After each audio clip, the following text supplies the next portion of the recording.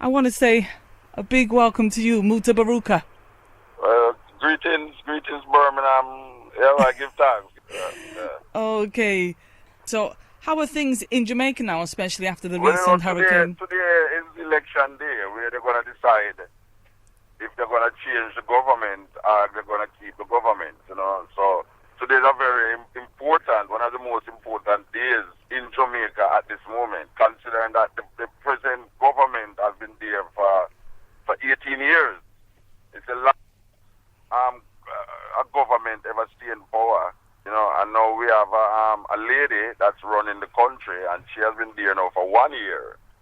Any particular preference?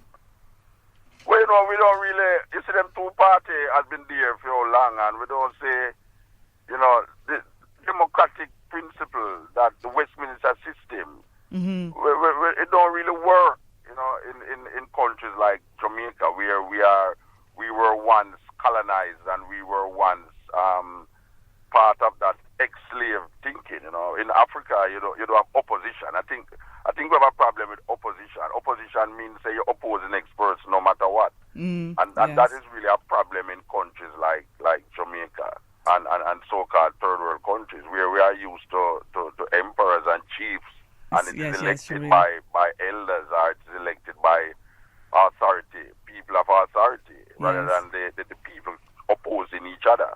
And I think that is a complication in so-called third world countries where you have the people opposing each other, and we don't used to opposing each other. Certainly, but that's part of the legacy of colonization, obviously, where you take on somebody else's paradigm, somebody else's worldview, and somebody else's system of economics and government. Yeah, well, you see, we have always done that. There's a mindset outside of the European mindset that we need to examine, and I don't think that our intellectuals have really examined what we as a people was confronted with in Africa before slavery. We in the Caribbean believe that our history is slavery. Anytime we talk about Africanism, we say we came here as slaves. There is a longer history without slavery, without Europeans coming to Africa, in Africa. And we had institutions, we have social order, we have family structures, we have spiritual consciousness, we have all of these things, and none of our intellectuals really have been able to study and analyze and form a system that is conducive to the people. We tend to borrow things from here, borrow things from there, and maintain a system that creates problems for us, But I don't think, to be honest, I don't think our leaders have it in their heart to want to bring back an African system of governance. I'm talking about developing a system that is conducive to the environment that we find ourselves in. We don't want to draw things from Africa loosely like how we draw things from Europe. Yes. We want to understand that there's a people in the Caribbean now that is have a different mindset, a different frame of thought, but we have that connection with Africa, and we need to what we call Sankofa, where we need to go back, to draw from and bring forward, and create a different perspective for ourselves. You see, instead of taking from Europe, taking from England, England was once great, it's not great anymore. America, we see America looking like a third world country now, so we need to have that understanding that there's a south-south thing that needs to happen with the Caribbean, not that north-south, because the north is looking after themselves. We need a south-south thing that is supposed to take place economically, politically, socially, and spiritually, because we are more akin to the east than to the west. Well, you were talking just now about Rastafarians. I'm sure that's what you were alluding to. Rastafarians not getting involved in the electoral process in Jamaica. No, I don't vote. I don't see the system there reliable enough to warrant me voting. The two political parties maintain the same neo-colonialistic mindset. So even though a politician might really mean good, and I feel that a lot of them really mean good before they were politicians. And when they go into the system, they realize that, it's not really the person, it's the system. We need some transformation of the system, not the person. Every 5 years we change the person and don't realize that it is not the person that is the problem, it's the system.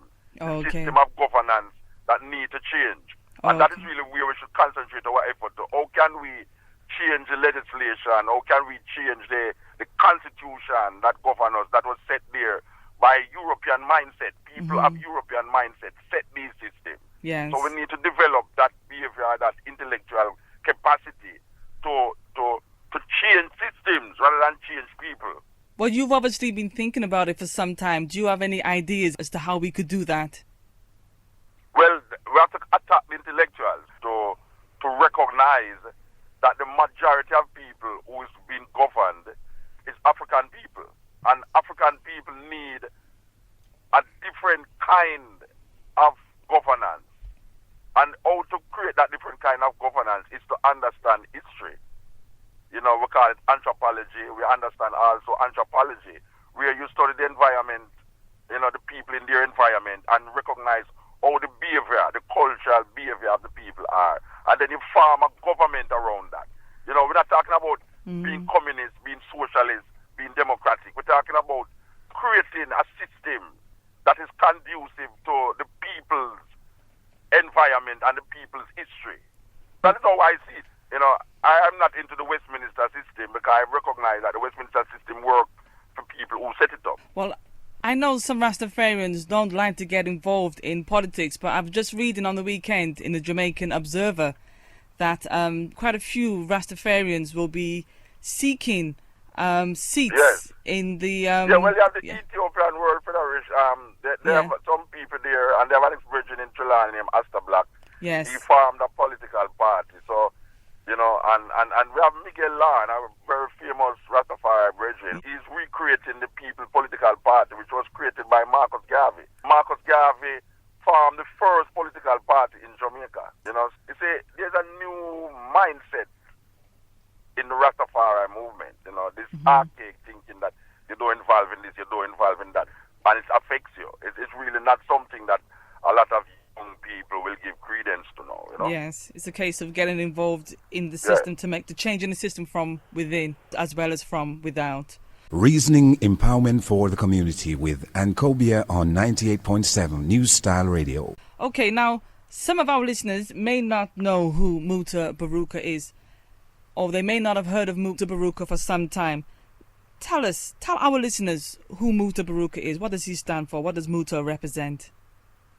Well, Mutabaruka is a Rastafari brethren who is very Pan-Africanist in his outlook, very African-oriented, and use his art form and his artwork to awaken the conscience and the consciousness of the people. And we have been doing it over the years in not only speaking, but doing, you know, how we speak, how we talk, how we look, how we eat. It's a whole cultural expression that we make it become us rather than trying to, you know, to look at it from outside. We have become it. So, yes. Mutabaruka is when you hear him speak, when you see him, you know, all of my work is centered around that aspect of myself. You know? Yes. Anything I write, anything I say, how I look, you know, it's all about the African experience, the African tradition, and how we use that now to uplift ourselves and then to uplift others. So how did you get started in the arts world? I mean, most people would know you from the days of when you started doing dub poetry. And in fact, I remember I first came into contact with Mutabaruka at the age of 13. And you can imagine me as a young black girl growing up in Wales.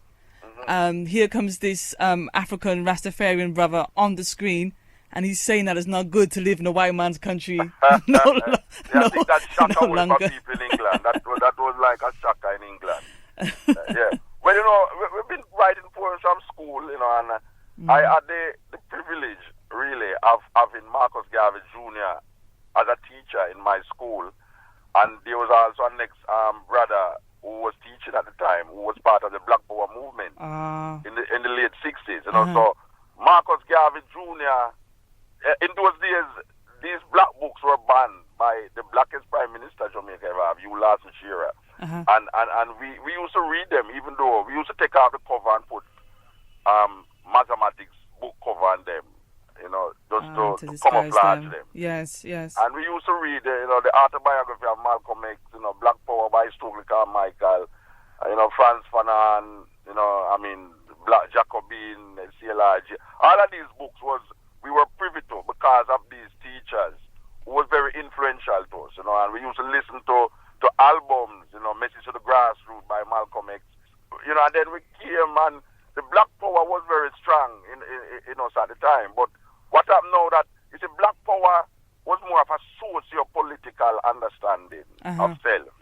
It never offered that spirituality that defined African people. Yes. In general, So and coming up in what you call a Christian society, where everything was like Roman Catholic or Baptist or Anglican, and recognizing that these were the things that make us into the slaves that we still are today. Yes, most certainly. This religious Christian religion mindset has really helped to what we call disenfranchise us into illusions and deluded us into terrible things. So we cry that out of our mind, and when we look now on Rastafari in that time, Rastafari was not only a socio-political idea where we're talking about going back to Africa and recognizing Africa, that's great Pan-Africanist Marcus Garvey, but it was also saying, look to yourself also, look inside, deep into yourself, go into yourself, and, the only way you can find yourself is to look to the ancient understanding of African spirituality, long before Europeans got there, long before there was any what we call Christianity and any Islam and any Judaism. There was African spirituality. So you actually think we can still use those ancient systems today? The African spirituality? Well, African spirituality is not something that system, it's an understanding of self. Most religions came out of that African experience, out of Kemet, out of Ethiopia, and spread itself. Most of the icons of all these religions were black people. Hare Krishna was a black person. And Buddha and so on. Buddha, all of these people were coming out of that black experience. But if you go into Kemet, into Ethiopia, you recognize that the system, as you say, the ideas that we are confronted now with self is coming from that part of the world. What Rastafari was able to do was to take you back to that aspect of yourself and draw from it and create now a different understanding based upon our perplexities that we find ourselves involving in the Western world, where we were domiciled on these farmer slave plantation islands, and so now we create a consciousness that is ours, and a lot of people get caught in the validation of it through the Judeo-Christian mindset, and we claim it side of Judeo-Christian mindset, because it's the Judeo-Christian mindset that gets us in the problem in the first place. So we could now validate our new experience through that Judeo-Christian mindset. I've seen many Rastas do that over the years. You can't get a conversation out of some of them unless they're talking about the Bible. You see, all of us come through that experience. Yes. But there's a time when where information is gathered and where experience is gathered now. We have to move on. And this is the time for move on now. We can't have stuck into a book that is only 66 books. Our experience is much older than the Adam and Eve story. The Adam and Eve story is not even 3,000 years old, So, we're talking about beyond Solomon, beyond David, beyond Adam and Eve.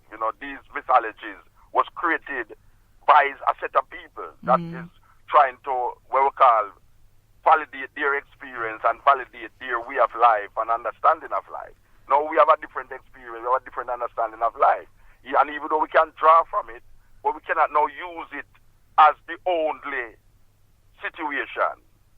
Because there are other situations that we're confronted with that we need to get draw from. It would be a fool for really just feel that the Bible is the only thing when there's 6 billion people in the world and most of them don't use it.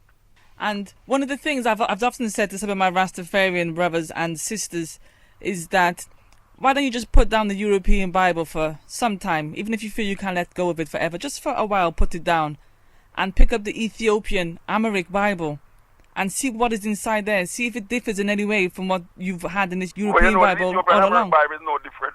It's no different? No, it's not different. It's just a language different, you know.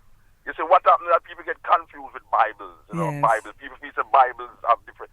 The Bible is just a collection of different books, you know, and the problem with it is that none of the books were written by any woman, you know, and we recognize the feminine energy that guides us from a longer time. We don't believe that woman brings sin into the world, and we don't believe that a virgin brings the savior of the world into the world.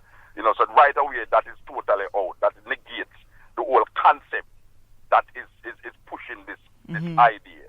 The idea that woman brings sin into the world, and also that there's a woman who brought forth a child to save human beings and didn't have sex. Yes, stupidness. Some questionable ideas. So there are men... Even the concept of the Trinity is 3 men. Well, it's not even 3 men, it's 2 men and a duppy. You know, it's all ghosts. You know, it's ghosts, you know. They're leaving out the female out of the Trinity, you know. Yes. But what we're saying is that there's a time when you have to make your experience guide you and not what you read. Yes. Because there's a learned behavior and there's an experiential behavior.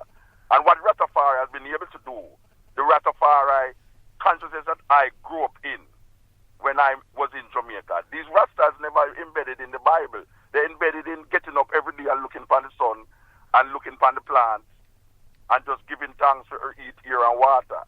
You know, and just saying, well, you know, this is energy. This is the source of all human existence. And Haile Selassie is I. Haile Selassie represents that symbolism of the black person in his highest level, in his heritage, in his culture, in his reclaiming himself as an African people. That is what Haile Selassie represents. Haile Selassie represents how do we, as a people in a slave mentality, reclaim our past. When you look on the throne of Haile Selassie, the dignity of Ethiopia, and what Ethiopia represents in the earth, and what it represented before men existed. Because Ethiopia represents the beginning of civilization.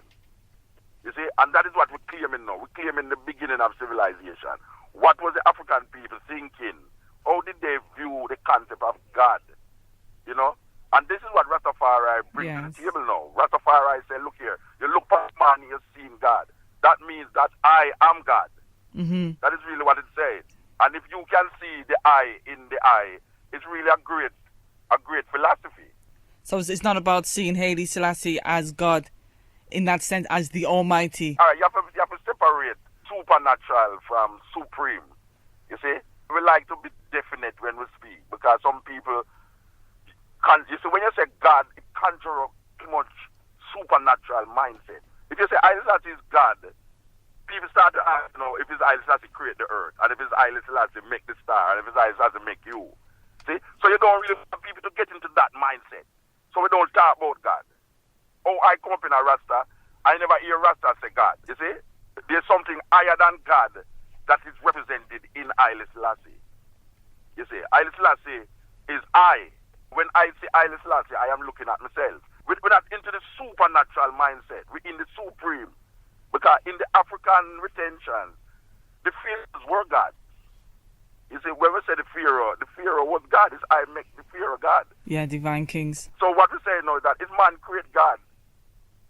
You see, all concepts of God come from man. Yes. And when we look, we created that energy that we see in our historical past and references in Haile Selassie, and then use that understanding to create a culture that is so unique to the Western world that it has grown from the jungle of Bakawal in Kingston and rise up now to be a leading cultural force in the world. That is all through the understanding of Haile Selassie and how we generate ourselves, how we come to that understanding of ourselves through the manifestation of the culture that is Rastafari, you know, the locks, the herbs, the eating, you know, the language, you know, and the reference to Africa. Yes. And Marcus Garvey being the father of Pan-Africanism. So that is how we use all of these things to define ourselves as a people. And you know, like I said, everywhere I go, there's always somebody who knows Muta. Jamaica's one of those kind of countries that produces some fabulous people. Marcus Garvey, his wife, Amy. You have Bob Marley. You have people like Dennis Brown. And Muta, I'm going to put you up there. I have to. I have to put you up there. Okay. So popular, indeed. I have to put you up there because, like I said, you can take a Mutabaruka show. His shows goes out every Wednesday in Jamaica from, what time is it again? It's from 10:30 to 2 o'clock every Wednesday. From 10:30 to 2 o'clock every Wednesday.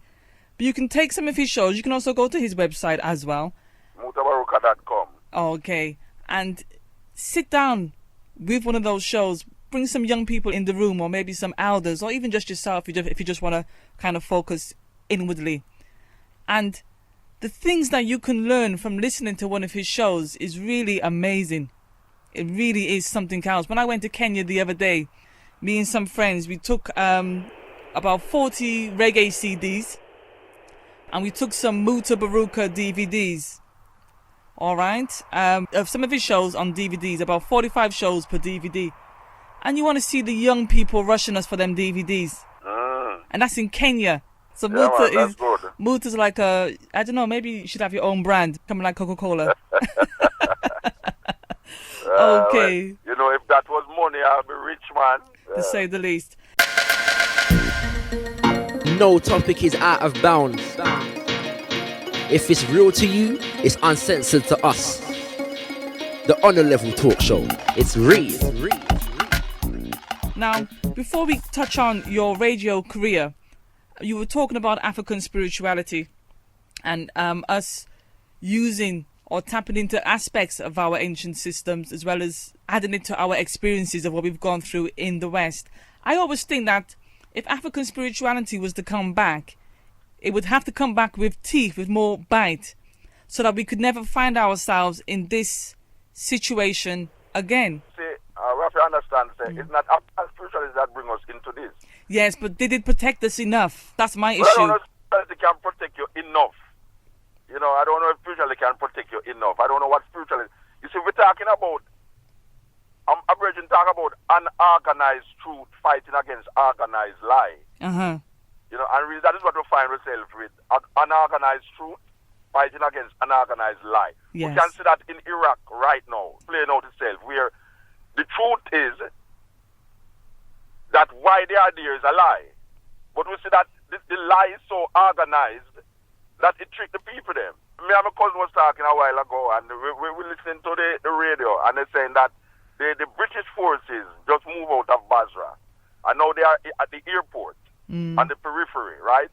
And they on the radio keep saying that if the troops, if the British and the Americans move out, it's going to be a bloodbath in Iraq. I am asking what the hell is going on there now if it's not a bloodbath? How can we be sold now that if these colonial people move out, they're going to be a bloodbath? But there's more than 100 Iraqis dying per day in Iraq. More than 100 Iraqis dying per day in Iraq. And people telling you that, oh, if we move out, it's going to be devastating. The country going to mash up. The country's mash up now. Long time. From America going there, the yes. country. And as bad as Saddam was, the Iraqi people realized that it was better during Saddam. The people them did have water. The people did have light. There's no light system, no water system going on there now. So we can see, oh, lies keep repeating this become true.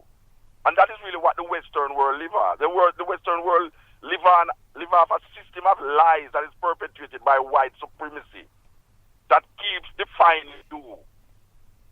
And when you start to come out of that box and start to define yourself, it's either they say that it don't make no sense, it's logical and it's not rational.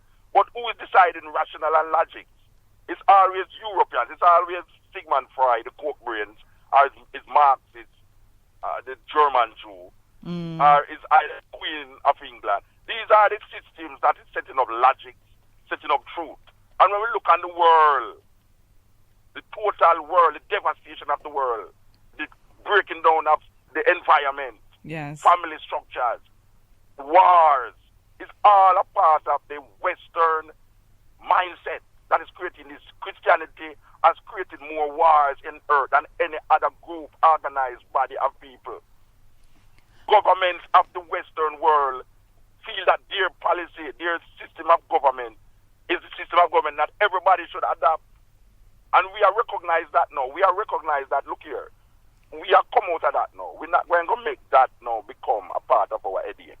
And that is the same thing now with our understanding of spirituality now. Mm-hmm. When we look at the African spirituality, we feel that if it was so powerful, how is it that the Europeans go into Africa and dominate it? So, but, you know, it's weird, you know, because you're not expecting, you say Africans never expect people to be like that.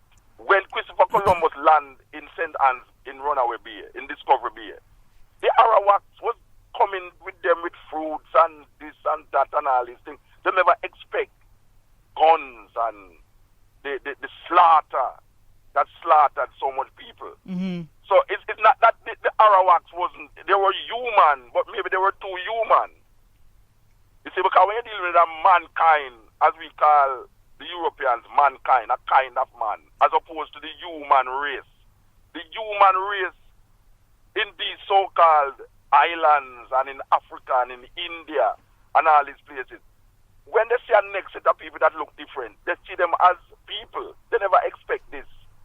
They never expect it. So when white people go to Africa, no, black people never expect the white people are going to take them and shuttle them up and put them between horse and beat horse and pop them and dig out baby out of them belly and put them in a ship and, you know, pack them up like, because them things they never happen in Africa. My concern is that now, having gone through that experience, having seen how Europeans have treated us, you have Africans, even people like Nelson Mandela.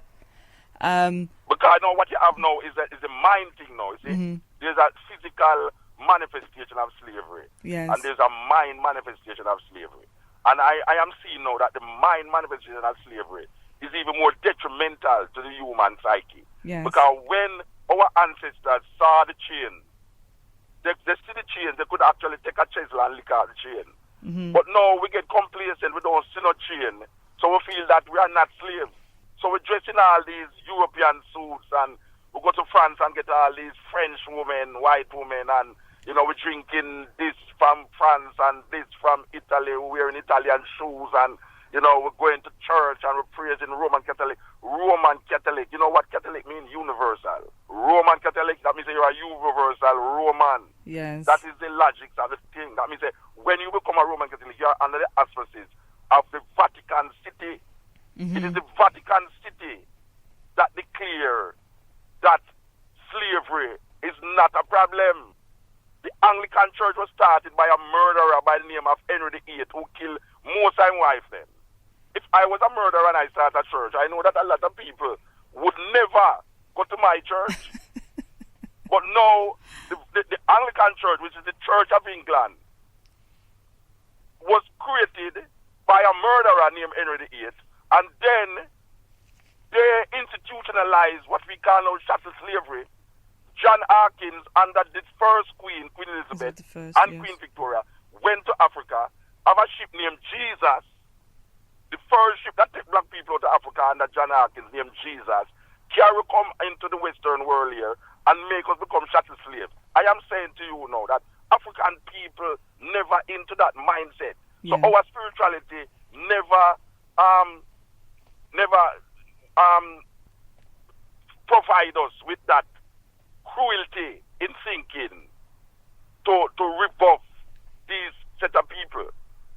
See? So now we are creating now a different mindset now in the spirituality now. We are saying that, like Marcus Garvey say, Africa for Africans, those at home and those abroad. Some of us still get caught because we are into the brain mindset, yes, of slavery. Marcus Garvey say, emancipate yourself from mental slavery. And this is the slavery now that we are confronted with. We as African people who recognize this, it's a very hard fight. It's a very hard fight. So I wouldn't really, our ancestors, yes, we can blame some people, yes, but, you know, if we now recognize that our ancestors was at fault and we're still making this worse mistake, then, yes, you know, we can't recognize, we can't really pinpoint say the Africans in Africa was terrible. Yeah, because them allow it. Because you have people like Desmond Tutu and you have some black people who would say, well, it goes to show you that South Africans like Desmond Tutu are really practicing African principles because they know how to forgive. And I don't understand how you can have somebody come to your country and butcher you, and then you have this thing called the Truth Commission. All they've got to do... You see what going happen in these places, that they're going to go now, they have to go back now to recognizing that white supremacy is still in effect. Because having political power is not power in its essence. It's when you can decide the economical and spiritual manifestation of your country. That is what we call now power. Power is not just putting your finger in ink. Yes. You see, and we can see that again. We go back to Iraq with that the people voted 2 years ago democratically, and it worse because there's a system now that is governing their country under the American system. Yes. That is not no connection with the people. So we see now in Africa that what happening in Africa is what we see happening in Zimbabwe. See, where the land, which is the basis of the power, have to be returned to the people because African people is connected to the land. Most indigenous people is connected to the land. And when the people do have no land, them do have no power. Yes. And when you decide that you're going to take back the land, you are demonized by the Western world. Because we go to Zimbabwe and we recognize that the only problem that the Europeans have with Zimbabwe is that a man get up one day and say, look here now, give back the black people them land. On the thief it, we're going to take it back from you. And they try not to do it in South Africa. But they're going to have to do it in South Africa. By one way or another, they're going to have to do it in South Africa. Because the land is not controlled by the people who is really the owners of the land. And that is just something why have a ripple effect all over Southern Africa. Yes, man, definitely. I don't know what you heard about we. Our ideas be revolutionary, but ain't nothing but fire upon white supremacy. In our mission to eradicate slave mentality, practice is guided by ideology. Check God's like Malcolm and Mutabaruka, Hallelujah, Asantoa and Nandi. Back to the future, live with destiny.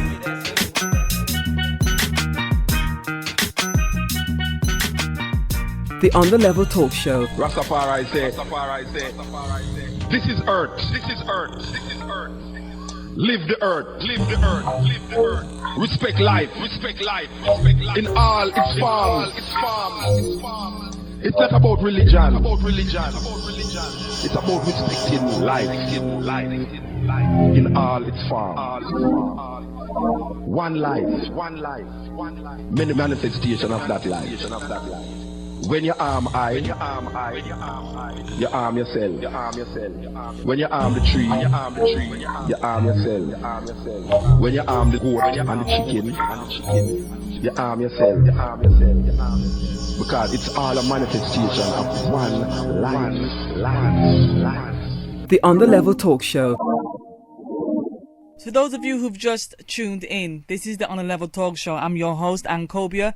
On the phone line, all the way from London, we have the legendary, one and only Mutabaruka, poet, actor, talk show host. He's with us right on the line. Muta, let me just give the people a taste of some of your music. This is a song that you wrote talking to Mandela. So it's a poem, yes. Mandela beware, man is share out to share. All right, let me just give the people a little slice of this.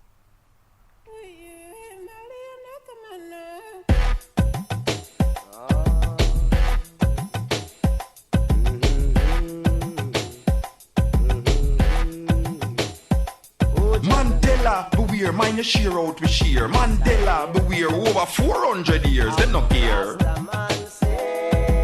Who going pay for all the black blood shed? Who going pay for sweat of children dead? Who going say we not bargain for freedom? Freedom now or face the gun. Mandela, beware, mind your sheer out with sheer. Mandela, beware, over 400 years, them not care.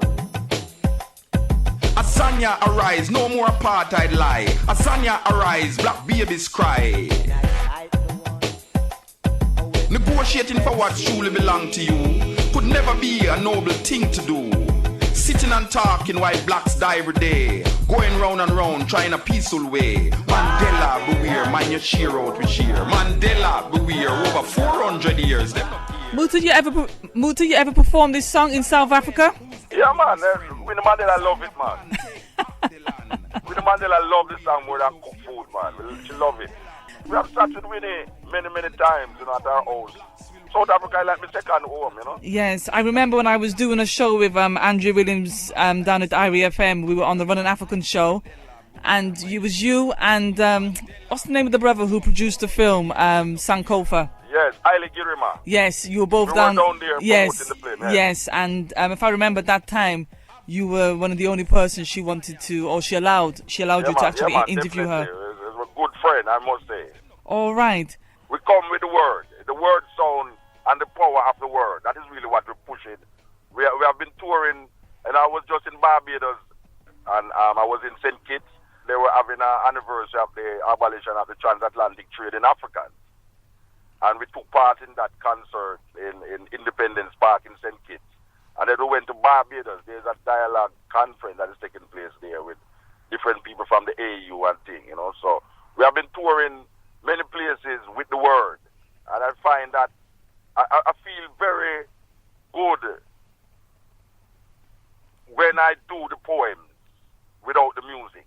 Yes. Because it gives the people a chance to hear what they never hear when they listen to the CDs, you know. Will you be actually producing a spoken word CD anytime soon? Well, there's so much tapes with my voice on it. I don't think I need to produce a spoken word CD, you know, because the radio program, I mean, I go into Brixton and I see people selling the cutting-edge CD cassette them from cassette, and now them transfer them to CD, you know, so. And now Ankhobia's come along and transferred some of them to DVD. Yeah, you know, so I guess that's a spoken word in itself, you know. Yes. Now, you're going to be in Birmingham from tomorrow? Yeah, the Decibel, the Decibel Showcase. What it is all about is I was commissioned to write an opera. An opera?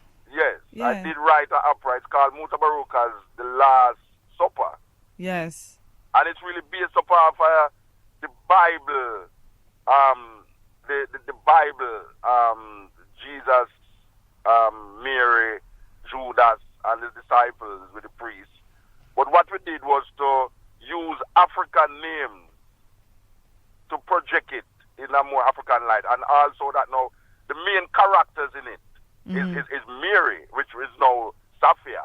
Yes. We call her Sophia. And Mary Magdalene.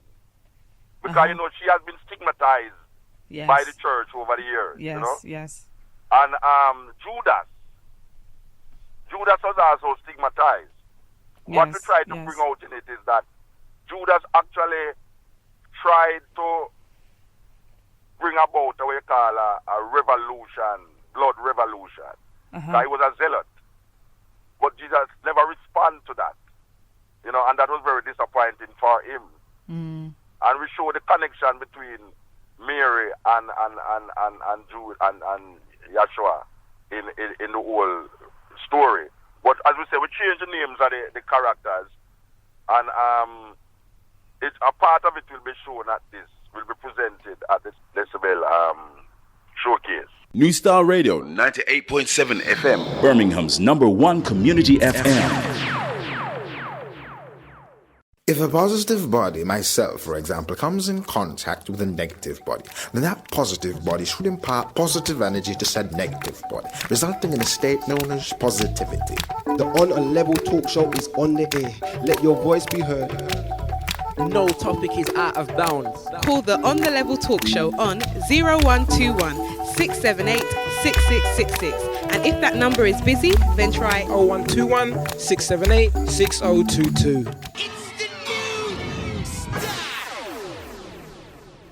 Okay, good evening, caller. Good evening. All right, do me a favor, you have your radio turned up? I did, I'll turn it down. Okay, see the phone lines have gone crazy now, so we're going to ask callers to be nice and brief, please. Okay, greetings, Muta. Blessed Mama. Muta, this is just a brief question. How do you feel about the way that these Jamaican comedians, Twin of Twins, basically take you up when they're doing their shows? Well, I don't feel no way about it. It's just that sometimes they project me as some arrogant radio person, you know, but which I really not. Yes. And they use a lot of explicit. I think I told them that if they wasn't using the explicit, they would reach further because it could be played on the radio instead of being an underground thing, you know. And I think even though they are intelligent, they're not intelligent enough to see that if they wasn't using the explicit, they would be more. They would reach further. Even myself would play it on the radio. You know, but they might eat the food off of me. I don't know. They might eat the food and they get popular out of mimicking Muta. You know. I think my lady is vexed more than me because when she hear how they dramatize her voice, she know that is not the way I behave on the radio. You know, so she kind of feels funny about it more than me. Is that true, caller? Okay, you know, It's very true because I have enough respect for Muta. I myself have listened to Muta it's for because many years. Start to listen to the Cutting Edge too because you know, a lot of youth recognize.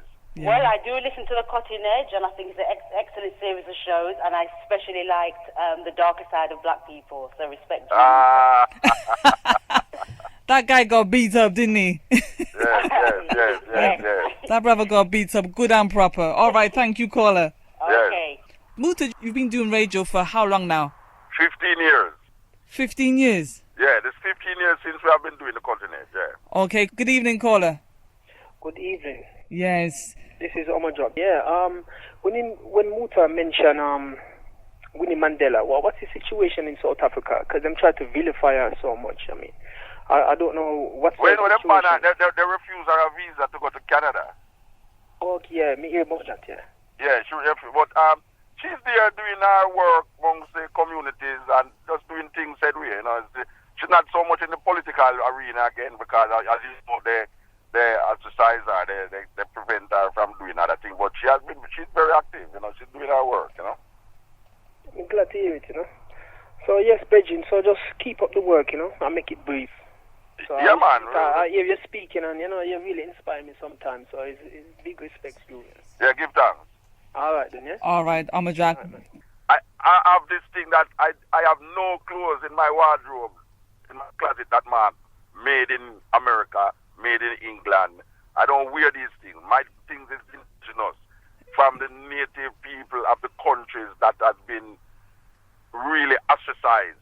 I don't wear tie from Italy. I don't wear... all of my things is either from Africa or from some little strange country, you know? This is New Style Radio, big bad station you don't know. Wear a smile when you're on New Style. Keep it New Style Radio. You'll regret it if you don't know. 987 on your FM dial. Hey, keeping it real. Hey, New Style Radio. Yeah. Whoa.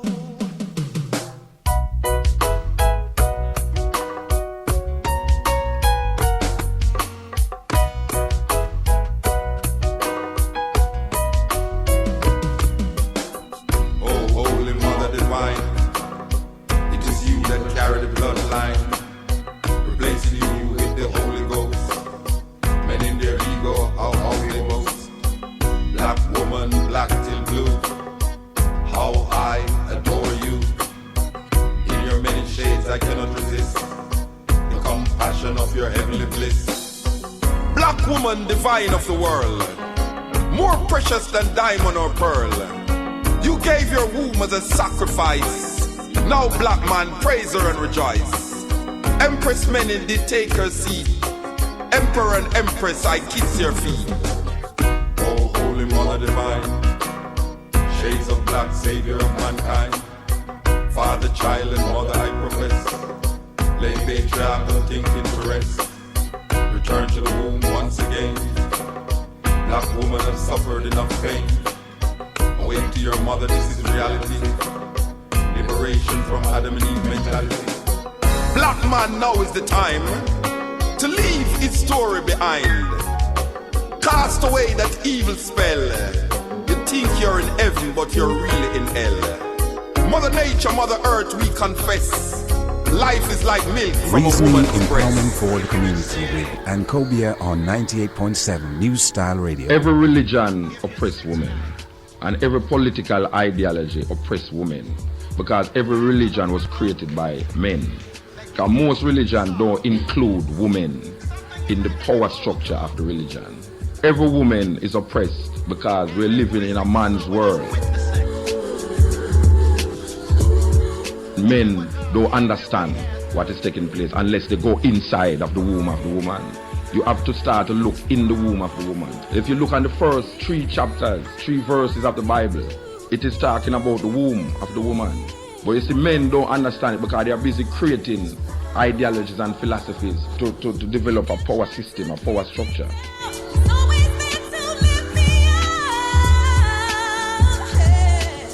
I said the means don't have to justify the ends. Any means that is necessary to bring freedom, you use that means. We are not, violent, or, we're not preaching a one way to freedom. There's no specific way to freedom. We have to do it as it comes.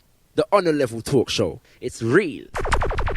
Black people have always been spiritual, I know that. Listening there to the sounds of Mutabaruka and the one and only Sister Soldier.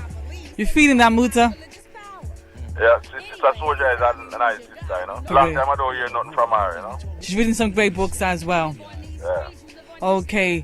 All right, folks, we're back inside of the Honor Level Talk Show. Good evening, caller. Good evening, and yes. This is Taco Bell, man. Good evening, Taco Bell. What's happening? Taco Bell in the ramp, man. Mexico is there. Mota. Yes. Blessed Blessed. Blessed man. Yeah, man. A long time you keep me well attended, All right. Yeah, man. And many nights we set up a yard, to listen to you, Mota. Yeah, but Taco Bell. Taka, not taco. Taco Bell. Bell. But you're saying in the wrong country, you should have been Mexico. Thank you for the clarification, Mota, because none of them still don't get it straight yet. This is Taco Bell. All right, the sir. lyrical Haskell. Yes. Taco. You understand? Yes. Please.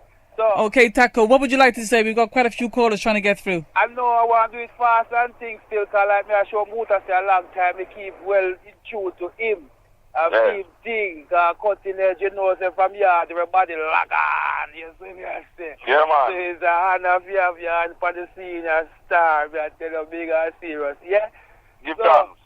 Me didn't really like the vibes that I push at them time, because I think it give me a little inspiration as a DJ, singer still, we do a little dub poet still, and that was based upon the way the police, them that treat the youth, them at Jamaica, you know what I mean, when I'm down there, vicious.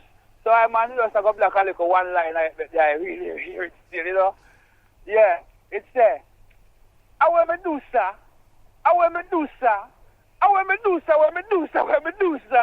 Leg off my man, Rasta. Bam, you come see I man, Panayman corner. First thing you do, you back out a revolver. Drape up I man collar. Take I man a fireman destination. I man go way down a police station. Ask I man all type of idiot question about gun and ammunition like you think man a politician. I want Medusa. Yeah, man, nice one. All right, thank you, Taco Bell. Yeah, good. That's why I'm sure to you about that, because you don't know. I'm come on the job, come see you officially, bro. A blessed man. See, all right. All right. Yeah, Ann? Yeah, man. All right, thanks for the call. I'm out, and I'm still in tune. I don't know why some people like to say Ann.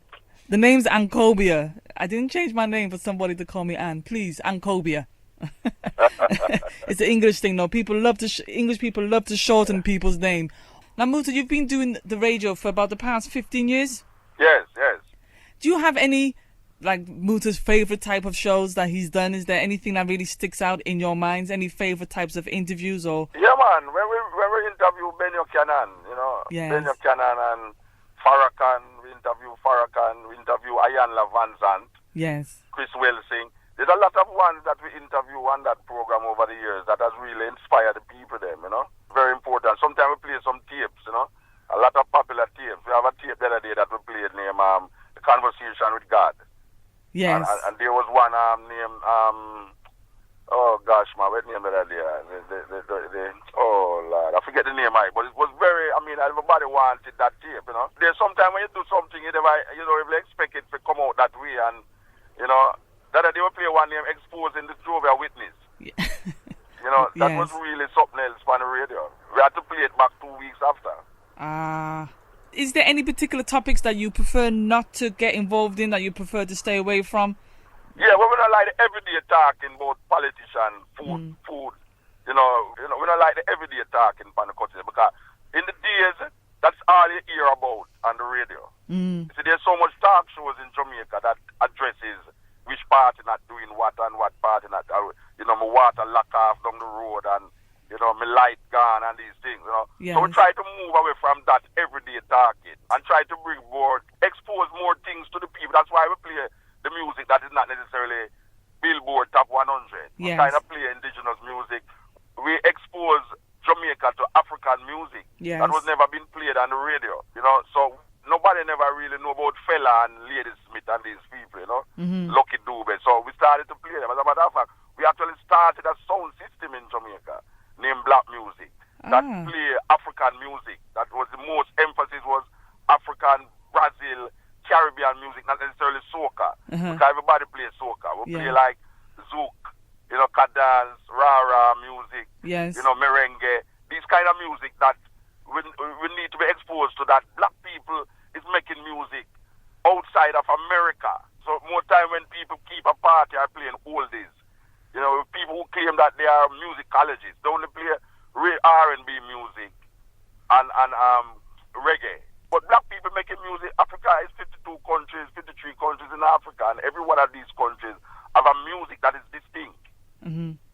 So we need to be exposed to them. You have the Aboriginal people, the Maori people, them in New Zealand, all of these people making music. Yes. So that is what we try to bring to the people them in Jamaica, apart from just exposing them to, black history and European history. We also expose them to the music of the people them. As well. One of the things I like about the shows you do, you're not afraid to talk to dancehall artists.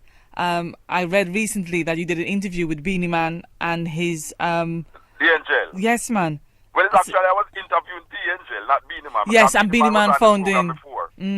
So I gave her a chance to talk because she wasn't speaking on the radio. Yes. So I gave her... Yes, we have been playing a lot of these so-called dancehall artists from before them when them called boss. We expose them to Jamaica before them become popular, The On The Level Talk Show.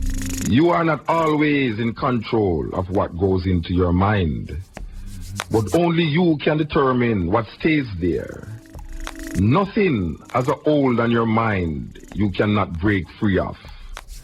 Since your mind will respond to what is said to you, you must speak to the conditions in your life.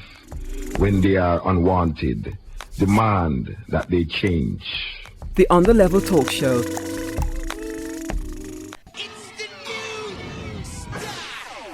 That's right, New Style Radio, 98.7 FM. How's the family back in Jamaica, the IRFM family? Well, the last time I talked to them was okay. I mean, Andrea Williams is in Barbados. Yes, I spoke to her last week. She has been very good to the cutting edge because, a lot of times people want to take it off of the radio. Yes. People call the radio owner and tell him, say, that guy must come off of the radio. But, it has maintained itself over the years, Yes. And it has become very popular. It has changed lives. It has influenced a generation of young people, Now, one of the things that IRFM has been instrumental in this year, I mean, I've been talking with Andrea quite regularly, and what she's been telling me that you guys have been doing is a series of shows where you go out to various parishes throughout the country. To root out. Yes, the In Searcher series. What we call our unsung heroes. There's a lot of people in Jamaica who fought during slavery for freedom, and they were known as them. Yes. Rather than knowing the name, So I think Andrea Williams has been very good in going to the different parishes to bring out the people that was responsible for a lot of our standing there now and saying what to say, Now, what is your view on the British government's so-called commemorations of the abolition of the slave trade? Well, me one of them brethren we talk about reparation, We believe in reparation. We believe that you can apologize, but what after the apology, what is next, There's more to just apologizing for something that has been done to a human being. That is the cruelest thing that ever happened against any group of people, you know. So, you know, I mean, different people apologizing, but it needs to go further than just apology, you know. Reparation is all about. Yes. Or you got to repair that, the psychological effect that it have. No, the Queen says that she don't have nothing to do with this because it was a long time thing. But, you know, there's no skin on murder and slavery.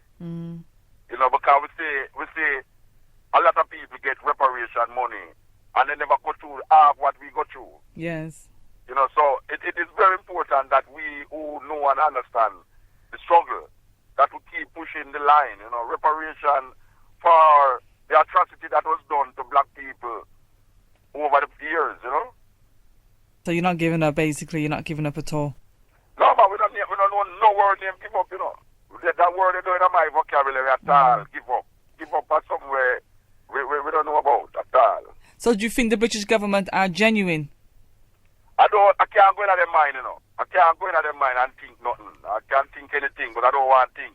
You know, I just work and see what come out of it. One of your songs, as I mentioned earlier, says that it's not good to stay in the white man's country too long. That is the song that propels us in England. Yes. Now, you've been coming back to the UK for several years, back and forth. Yes. What is your views on the situation of black people in Britain today? Do we need to come out of the UK, as you said in your song? Look here, man. Look here. The only place that black people can say is theirs is Africa. No matter how much struggle you struggle, the only place that we can truly say is ours in Africa. So you say anytime things start happening, I keep saying that he's a German citizen, he's a British subject and all these things. When the building come down, you is in a problem. Because land is the basis of power. If you don't have any land, you don't have any power. The only land that black people can truly... Everybody is planning to go back to where they come from, you know. You know, the Indian trying to go back to India, the Chinese trying to go back to China. The Chinese have base here everywhere. But everywhere you go, you see a Chinatown in the world, you know. But mark you, those Chinese people, them talk Chinese language, and them have connection with China. Yes. Black people totally disconnected from Africa. Yes. Disconnected totally. So they become where they are. And that is really a serious problem. Black people come like the lizard, chamomile, what them call them. So you don't see black people... They become where they are and not realize that where they are is not where they're supposed to be. So you don't see black people in this country making much progress for all the years you've been coming here? Well, you know, it's not it's a progress for individuals, it's not the thing, you know. It's a collective progress we're talking about. Yes, that's what I'm talking about, collective progress. Collective security is the what surety. it's all about. So individual, it's like a man say, go and believe in Jesus and Jesus help him.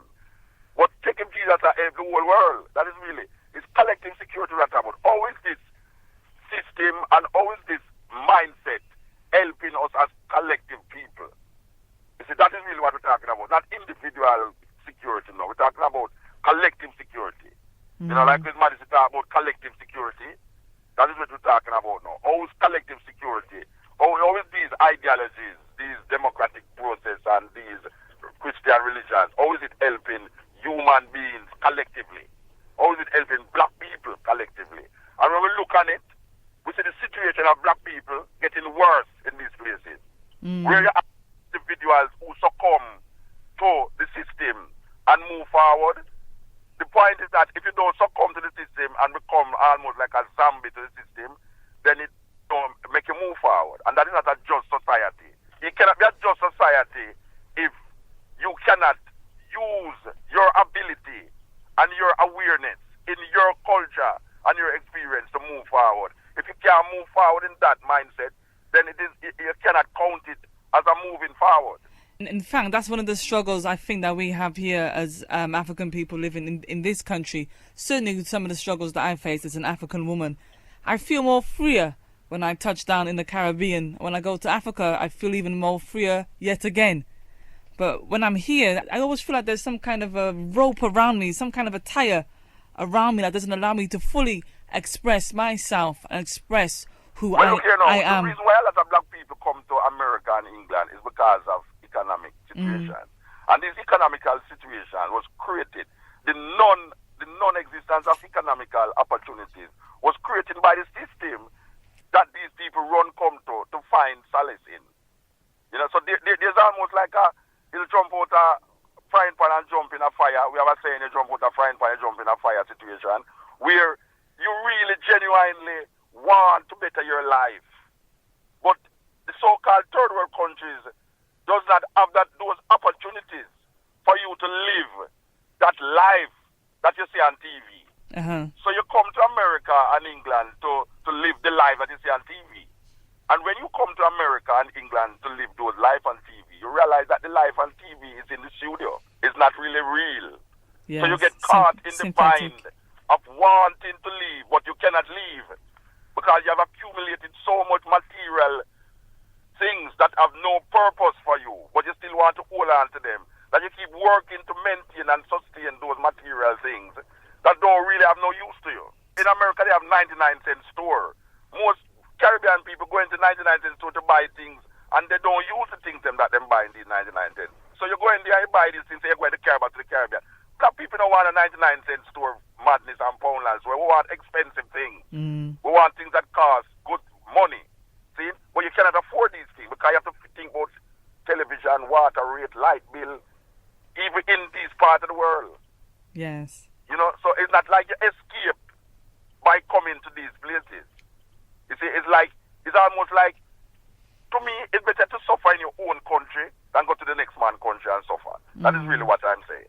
Okay. You know, it's better to suffer in your own country than go to the next country and suffer. So you have any plans to move to Africa eventually, or will you forever live But in Jamaica? South Africa is like my second home here. I have put myself in the position where I can enjoy Jamaica and enjoy Africa. Nice. You see? And that is really, to me, that is, I am living the life that I choose to live. Yes. Not one somebody want me to live. You know, so I can, like next week, I'm going to buy a ticket and go to Ethiopia. Because they are celebrating their New Year's there. Yes. And I want to be a part of that. Yeah, enough people flying out. Enough people flying out. So I put myself in the position where I can do what I want to do and not what people choose for me to do. Self-empowerment. The On the Level Talk Show. Religion and politics control people through fear and guilt. So free yourself from guilt and fear to become natural, not supernatural. Because the supernatural is that which they place in front of you. That if you don't reach it, you will feel guilty.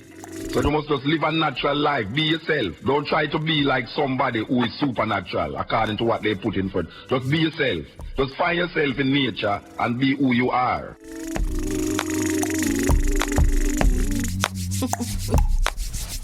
Now, Muta, is there a place that you haven't travelled? Yeah, man, we never go to Antarctica yet. I plan to go up there barefoot too. Go and get some chill blades. Yeah, I plan to I plan to go to the Antarctica. I want to go to the Antarctica. For real? Yes. You've travelled the world as a poet. Yeah, well, we have been on 6 continents, and I am told that there's 7. Now, I imagine for many poets in Birmingham, and there are many, you believe me, many poets in Birmingham, many artists as well. Now, you're an artist, you've travelled all over the world. How is it that you actually did it? Did you ever plan to become successful? No, you know, we never planned to turn no poetry at travel. Because I remember when I started to write my poems, my mother used to curse me and say, "We must go look work." You know, because poetry can't be a light bill or water rate, you know. So we write the poems, you know, we keep them, you know. And over the years, we recite the poems, and then eventually we start to record the poems. I put the poems in books. So it's like I never did plan to become a poet. As a matter of fact, I used to work at a telephone company in Jamaica. Until I realized that the 9-to-5 job is not my forte. I just decided I would leave the job. And from that time till now, I haven't really been into a 9-to-5 workspace. But I use what I have at my disposal to earn a living and also to maintain myself, you know, and my family, you know. So, you know, it was never in my mindset to use what I am writing to reach to London. And I end up in London, or end up in the deepest part of Africa, or, you know, somewhere in Japan, or, you know, Australia, you know. It's really good that you can use what you have. And then I've never changed my look, my way of speaking to satisfy the needs of the person who is listening. I never write the poem to become commercial. I write the poem because of a feeling or an outlook that I have. That you want to share. And I am expressing it in that way, in that poetic form, you know. All right, let's go to the phone lines. Good evening, caller. Good evening, Sister Ankhobia. Good evening, Brother Pilot. I must say, this is a very inspirational show, and listening to the great Mutabaruka, and I don't use the term loosely here. I think what he's been saying this evening has been of great inspiration to many, many people who are listening to this program right now. Yeah, man, give thanks, brethren, give thanks. Yeah, but what I would like to ask you, Muta, is you touched upon the Jehovah's Witness and how you exposed the Jehovah's Witness earlier on. Well, it's really a documentary that was done by some BBC thing that I actually played on the radio. Right. And how was it actually sort of taken in terms of by your listenership in Jamaica? Well, I tell you, it was so overwhelmingly received that I had to play it 2 weeks after, because there were so much people that was asking. Because I played one exposing the Mormons and exposing the pedophiles in the Roman Catholic Church. Well, we know the Mormons don't want us in heaven anyway. We're I don't want to go there anyway. But so we played the Jehovah. But I think why the Jehovah Witness one came off that good was because there's a lot of Jamaican people who gravitate towards the it's either they are Pentecostal or they are Jehovah Witness. So I think that's struck a card. Have you any idea why? Have you any idea why this is why they should gravitate towards Jehovah's Witness? No, I don't know the psychological thing of that. I don't know. I think because of the house-to-house thing, they actually come to your house, especially with those pretty nice young girls that them have come to your house at Sunday morning time when you want to eat your breakfast. Them come with these nice-looking girls, you know, telling you about Watchtower that week and get you throw you off, you know what I mean? And my final point, and also a question as well, Muta, because I know you've had a big emphasis on religion and how it has shaped us and how it has molded us and how it is controlling us. I mean, how do you feel that we can actually get out of this control of the religious manacles that we seem to carry around with us? Well, look here now. You see, Haile Selassie mentioned spirituality versus religion, and he talks about that our religion was made to really bring about a clarification of our spirituality, but because of the divisiveness of man, religion has become divisive and corrupt. You understand? So we are now must turn to spirituality, because that is really what connects us as human beings to our surroundings. Religion is really what we call symbolism that man tried to use to detect his inner self, and it's not working. How we see Asian religions is doing now. We see men killing each other, saying that their religion is the right one. You know, we see Arabs, them, we see the white people, them, you know, Muslims versus Christianity. We see Bin Laden versus Bush. You know, all of these madness is taking place in the name of religion. So I'm really not a religious person. I don't really give credence to religion on them level there. You know, I don't talk about God. So how do you define spirituality? How do you define spirituality then, Muta? How do you define spirituality? Because most people, they intertwine the two, religion and spirituality. Well, religion is supposed to bring Okay, caller, thank you. Thank you very much, Muta, and I hope to see you on Saturday evening.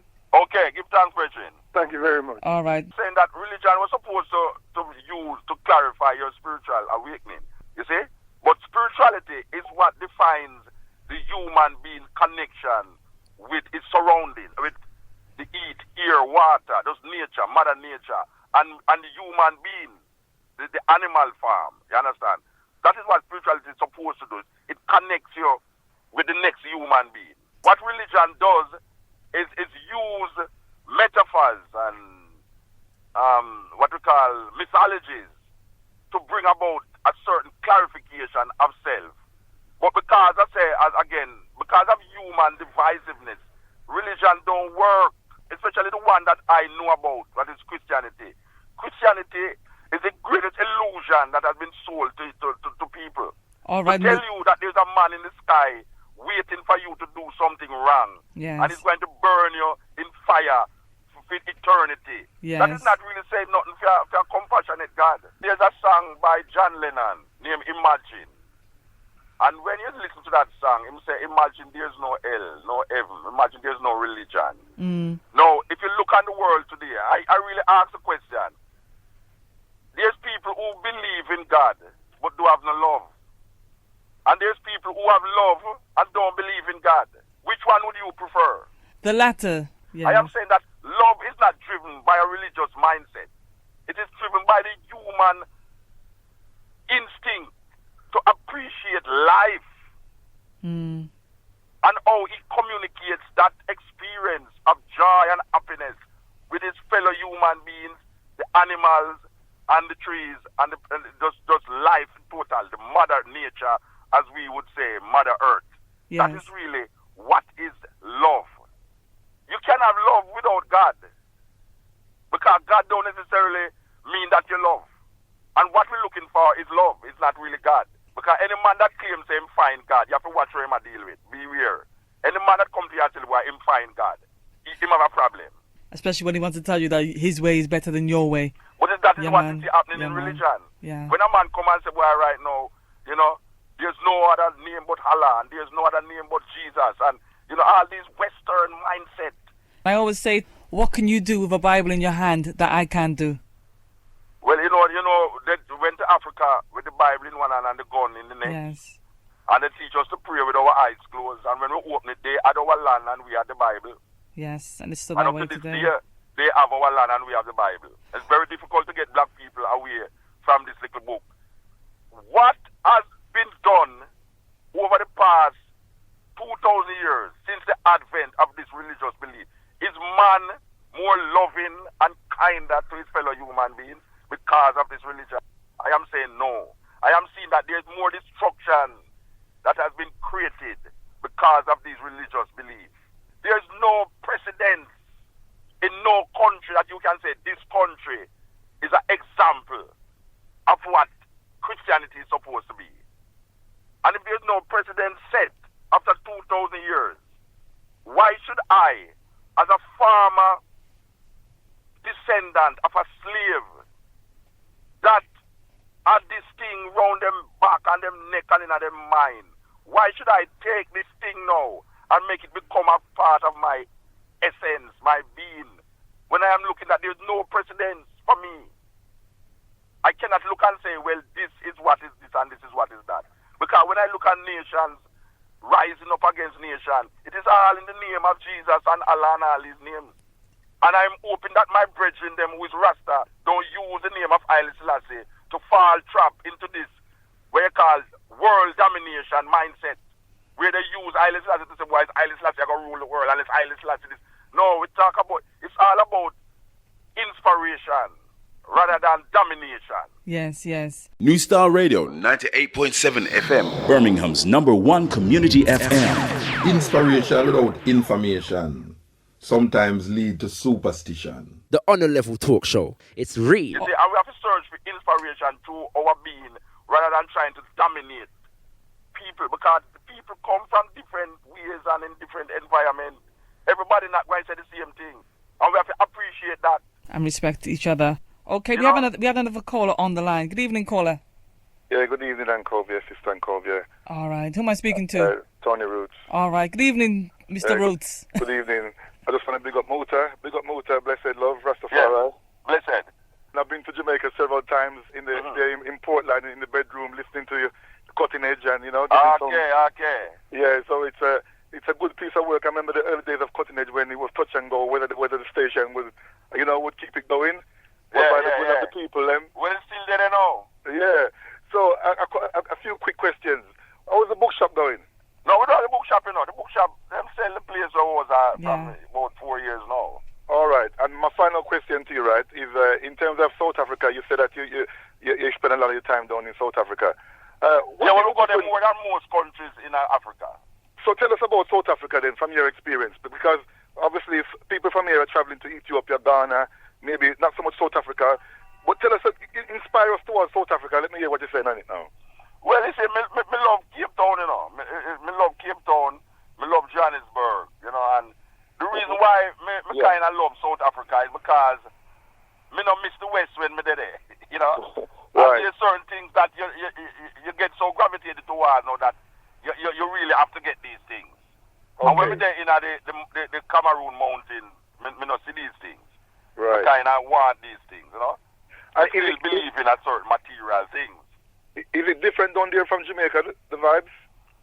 So South Africa come like a first third world country, you know. Yeah.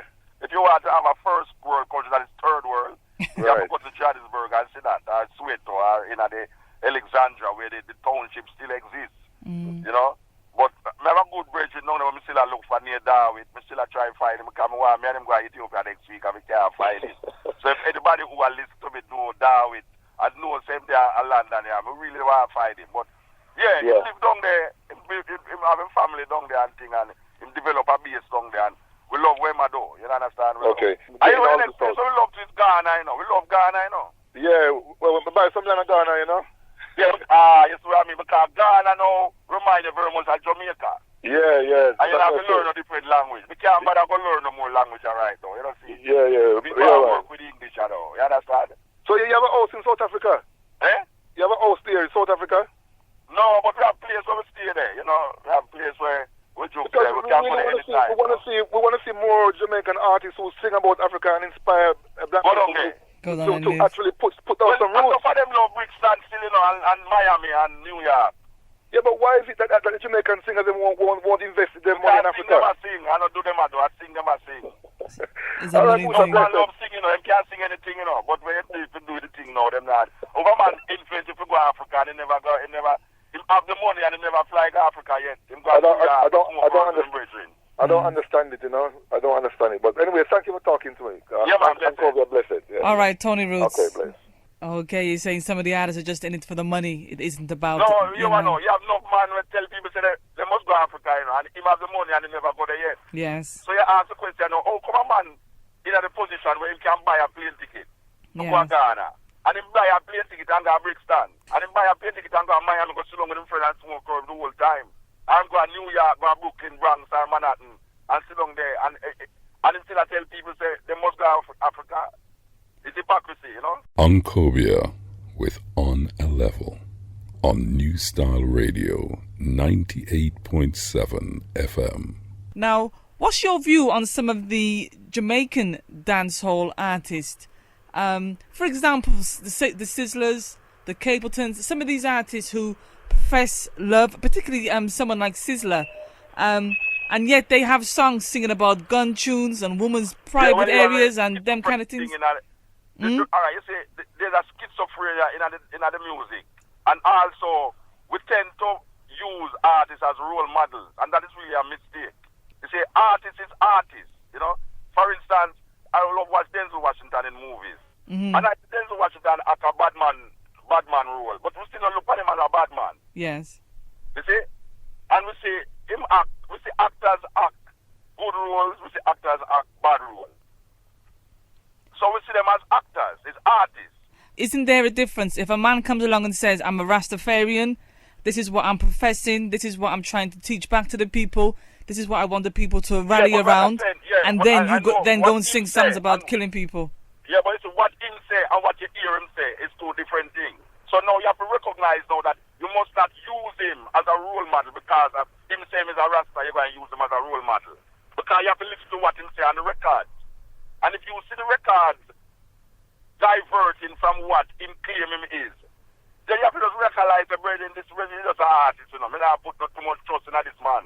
We have to move from the almost terrifying of artists.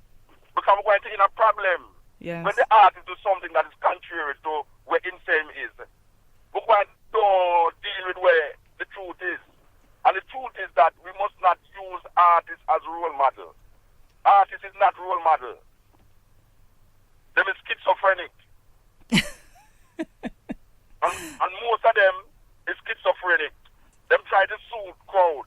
And if you come here and you love, you know, to big up this, you have to big it up. No, that is artistic expression. You have to be what you be, what you say is what you is. Yes. And you can't now direct it for the next level if you claim say you is what you is. I remember asking Sizzler, and I says to him, you know, when you came out, part of your claim to fame was that you were burning fire on artists like Beanie Man and Bounty Killer because of the violence that they are preaching. Here you are, several years later, singing them same kind of songs that you were once putting down. And he says, well, I'm just DJing what's in my heart. So I asked him, well, Sizzler, what is in your heart? Because no man can serve two gods, as the book you say you believe in says. So what is in your heart? And he got upset anyway, but such is life. Oh, I'm getting upset. He got upset and said, interview done. No more questions, please. You see, the problem with these things is that 20 years after the man, you're going to look for what they must say and say, but where did me really say that?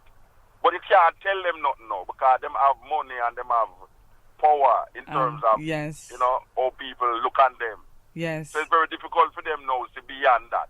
You know, I never come into reggae because I wanted to be a reggae artist. I wanted to be big. Yes. I came in because I realized that the poetry, people don't read, but them listen. You know, and in order for it to be heard, I had to take the poems out of the book and put it on record. Yes. And that is why I become a reggae artist. Yes. That is the same poem that I used to write in schools. It's the same poems come out now to be Mutabaruka famous poems. And these poems is when I used in a 15, 16 year old I used to write them. So now I become reggae artists.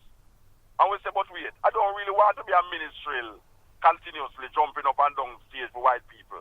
Yeah. I want to make them listen to what we say. Because we're not here now to make you feel good all the while. We want you to think some of the time. And I think that the poetry is one of the main ways that allow the audience to listen to the artist. Mm-hmm. And get a better clarity to what the meaning of the poems is and where you're coming from. And you remind me very much of, or should I say, he reminds me very much of you, KRS-One. Yeah. But I'm a brethren, man. Serious? So, yeah, man, we do show together already in New York. Okay, you haven't interviewed him on your Cutting Edge yet?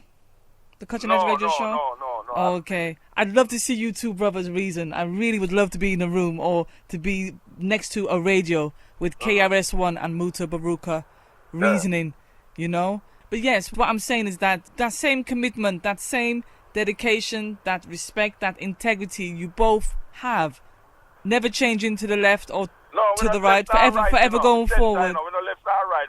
We're not going to on a tour in Europe and go in our store go buy no European tie. And when you're looking at the hotel room, you see no Italian woman in the room. You understand? We don't work that way there. And we love black woman to a bone. Well, I'm glad you've said that as a Rasta man, because believe me, the amount of Rasta brothers... We're not going to cross the track. Yeah, the amount of Rasta brothers crossing the track, believe me, is sad sometimes. I mean, many shades, you know, you might have to talk about shades. And you know, you're Peter touched about if your complexion are lower in between, you're still African. Yeah. So that we are deal with. You see, so we don't have to cross the track because we have shades, different colors inside the same blackness. And we work with that. We can't done it. You know, see, some man try to do all the black woman, you can't do black woman, you know, black woman, we done you.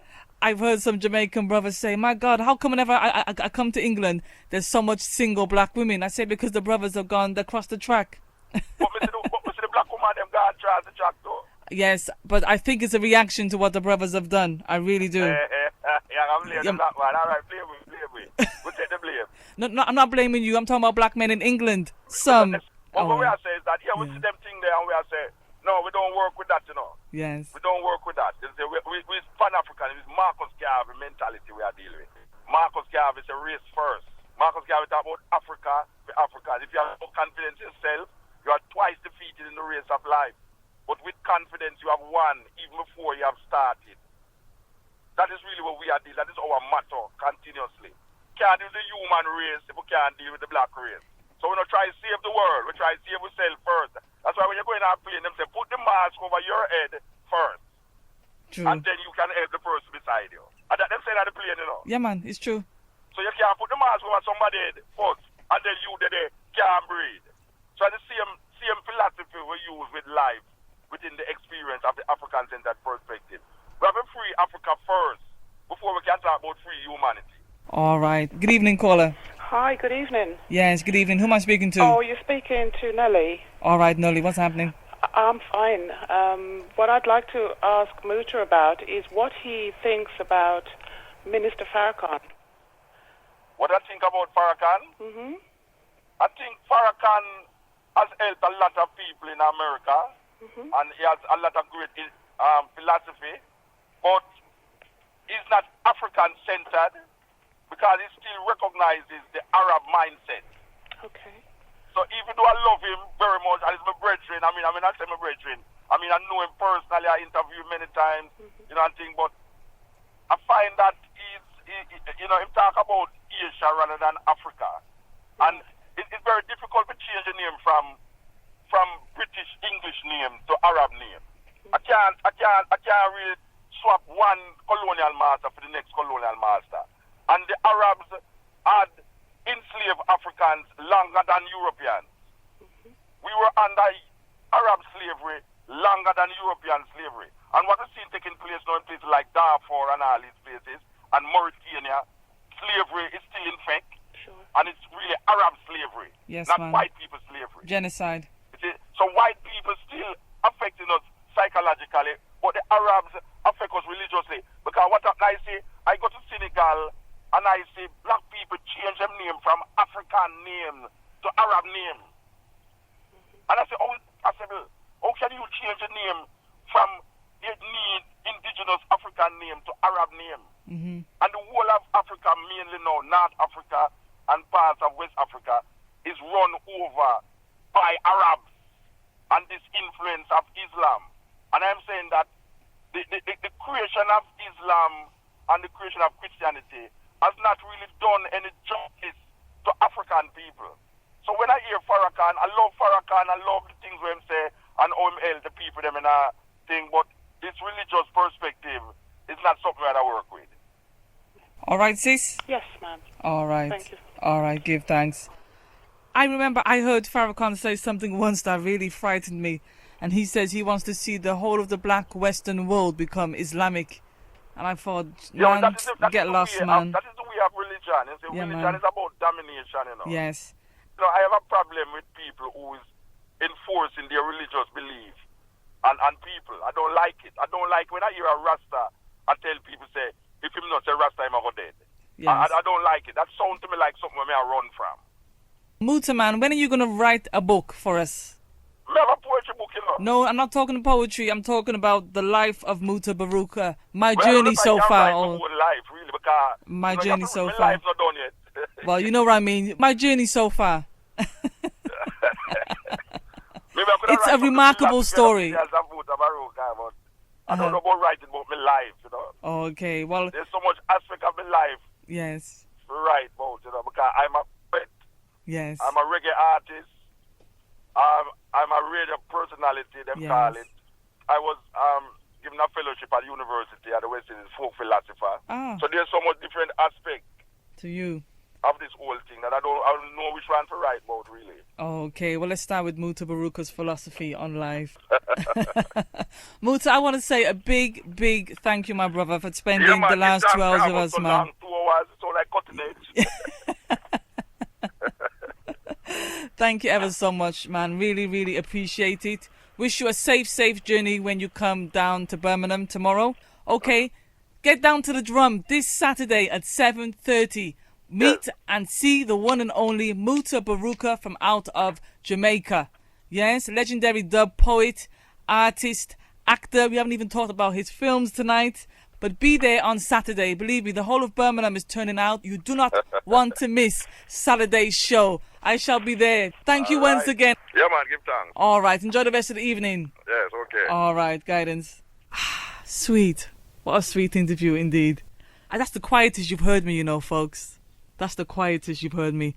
When I have people like that around me, I like to let them do most of the talking. There you go, the end of another show. Love yourself and your expression. You can't go wrong. The On the Level Talk Show.